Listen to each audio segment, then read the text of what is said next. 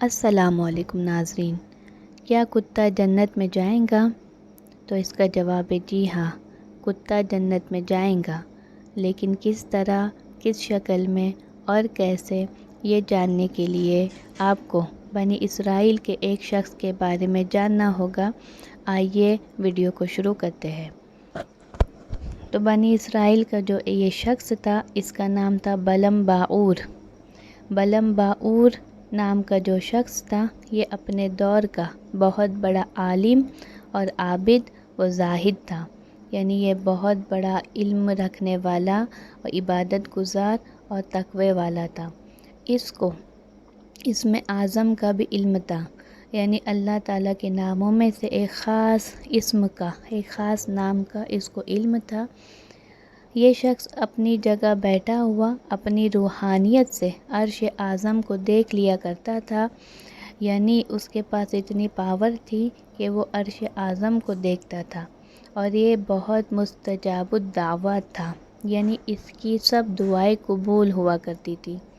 اس کے شاگردوں کی تعداد بھی بہت زیادہ تھی۔ مشہور یہ ہے کہ اس کی درس گاہ میں تعلیم علموں کی دعوتیں ہی 12,000 تھیں، یعنی جو طالب علم جو سیاہی استعمال کرتے تھے اس کی تعداد ہی 12,000 تھی۔ جب حضرت موسیٰ علیہ السلام قوم جبارین سے جہاد کے لیے بنی اسرائیل کے لشکروں کو لے کر روانہ ہوئے تو بلعم باعور کی قوم اس کے پاس گھبرائی ہوئی آئی اور کہا کہ حضور، موسیٰ علیہ السلام بہت ہی بڑا اور نہایت ہی طاقتور لشکر لے کر حملہ آور ہونے والے ہیں، اور وہ یہ چاہتے ہیں کہ ہم لوگوں کو ہماری زمینوں سے نکال کر یہ زمین اپنی قوم بنی اسرائیل کو دے دیں۔ اس لیے آپ حضرت موسیٰ علیہ السلام کے لیے ایسی بد دعا کر دیجئے کہ وہ شکست کھا کر واپس لوٹ جائیں۔ آپ چونکہ مستجاب الدعوات ہے، اس لیے آپ کی دعا ضرور قبول ہوگی۔ تو یہ بات سن کر بلعم باعور جو تھا وہ کانپ اٹھا اور کہنے لگا کہ تمہارا برا ہو، یعنی اے میری قوم تمہارا برا ہو، خدا کی پناہ، حضرت موسیٰ علیہ السلام اللہ کے رسول ہے اور ان کے لشکر میں مومنوں اور فرشتوں کی جماعت ہے، ان پر بھلا میں کیسے اور کس طرح بد دعا کر سکتا ہوں؟ لیکن اس کے باوجود اس کی قوم نے رو رو کر گڑ گڑا کر اس طرح اصرار کیا، تو پھر اس نے کہا کہ اچھا چلو ٹھیک ہے، پہلے میں استخارہ کر لیتا ہوں، اگر استخارہ کر لینے کے بعد مجھے اجازت مل گئی تو میں بد دعا کروں گا۔ لیکن جب اس نے استخارہ کیا تو بھی اس کو بد دعا کی اجازت نہیں ملی، اور اس نے صاف صاف اپنی قوم کو جواب دے دیا کہ اگر میں بد دعا کروں گا تو میری دنیا و آخرت دونوں برباد ہو جائیں گی۔ اس کے بعد اس کی قوم نے اسے بہت ہی قیمتی تحفہ دیا، بہت سارے تحائف اس کو پیش کیے اور بے پناہ اصرار کیا، یہاں تک کہ آخر میں جو بلعم باعور تھا اس پر حرص و لالچ کا بھوت سوار ہو گیا اور وہ مال و دولت کے جال میں پھنس گیا۔ اپنی گدی پر سوار ہو کر وہ بد دعا کے لیے چل پڑا۔ راستے میں بار بار اس کی گدی جو تھی وہ ٹھہر جاتی اور منہ موڑ کر بھاگ جانا چاہتی تھی، مگر یہ اس کو مار مار کر آگے بڑھاتا رہا، یہاں تک کہ گدی کو اللہ تعالیٰ نے قوت گویائی یعنی بولنے کی طاقت عطا کی۔ اس نے کہا کہ افسوس ہے بلعم باعور، تو کہاں اور کدھر جا رہا ہے؟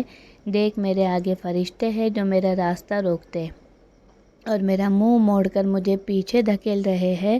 اے بلعم، تیرا برا ہو، کیا تو اللہ کے نبی اور مومنین کی جماعت پر بد دعا کرے گا؟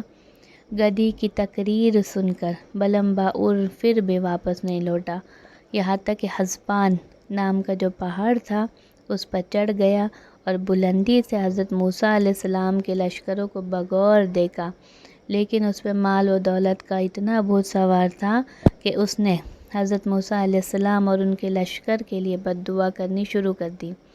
لیکن وہ تو اللہ کے نبی تھے، اللہ کی شان یہ تھی کہ وہ جب بھی حضرت موسیٰ علیہ السلام کے لیے بد دعا کرتا تو اس کی زبان الٹ دی جاتی اور اس کی زبان پر حضرت موسیٰ علیہ السلام اور ان کے لشکر کی بجائے اسی کی قوم کے لیے بد دعا جاری ہو جاتی۔ یہ دیکھ کر کئی مرتبہ اس کی قوم نے اس کو ٹوکا کہ اے بلعم، تو الٹی دعا کیوں کر رہا ہے؟ تو اس نے کہا کہ اے میری قوم میں کیا کروں، میں جو کچھ بولتا ہوں میری زبان سے کچھ اور نکلتا ہے۔ پھر اچانک اس پر عذاب الہی نازل ہو گیا کہ اس کی جو زبان تھی وہ سینے تک لٹک گئی، زبان اتنی لٹک گئی کہ سینے تک آ گئی۔ اس وقت بلمباور نے اپنی قوم سے روتے روتے کہا کہ اے افسوس، میری دنیا و آخرت دونوں برباد و غارت ہو گئی اور میرا ایمان جاتا رہا۔ میں قہر قہار و غضب جبار میں گرفتار ہو گیا، اب میری کوئی دعا قبول نہیں ہو سکتی۔ یہ کہہ کر بلمباور پہاڑ سے اتر کر مردود بارگاہ الہی ہو گیا، اور آخری دم تک جب تک اس کو موت نہ آئی اس کی جو زبان تھی وہ سینے پر لٹکتی رہی اور وہ بے ایمان ہو کر مرا، اور مرنے تک اس کے بعد اس کی کوئی دعا قبول نہ ہوتی رہی۔ تو دوستو، یہ جو شخص تھا بلمباور، تو اس کی اتنی زاہد و تقویٰ اور اتنا اس کا علم تھا، اس کو اسم اعظم کا بھی علم تھا۔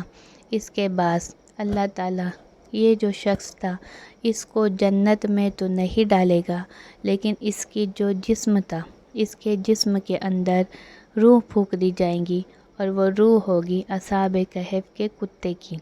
جی ہاں، اصحاب کہف کا جو کتا ہے، چونکہ وہ اصحاب کہف کے جتنے لوگ تھے ان کے ساتھ میں بہت زیادہ وفادار تھا، کتے کی اتنی زیادہ وفاداری کے باعث اللہ تعالیٰ اس اصحاب کہف کے کتے کی روح کو بلمباور نام کے اس شخص کے اندر پھونک دیں گا، اور بلمباور جو ہے اپنے جسمانی طور پہ روح کتے کی وہ جنت میں داخل ہوگا، اور جو اصحاب کہف کا جو کتا تھا اس کا جسم داخل نہ ہوگا، نہ بلمباور کی روح داخل ہو پائے گی۔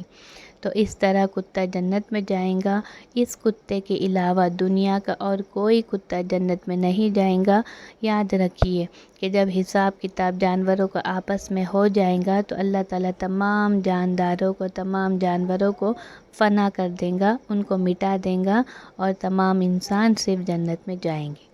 آج کی میری پرٹیکولر ویڈیو آپ کو کیسی لگی مجھے ضرور بتائیے، اور مجھے اپنی رائے کامنٹ سیکشن میں ضرور لکھیے۔ تب تک کے لیے جزاک اللہ خیرہ، میرے چینل کو سبسکرائب کرنا نہ بھولیے۔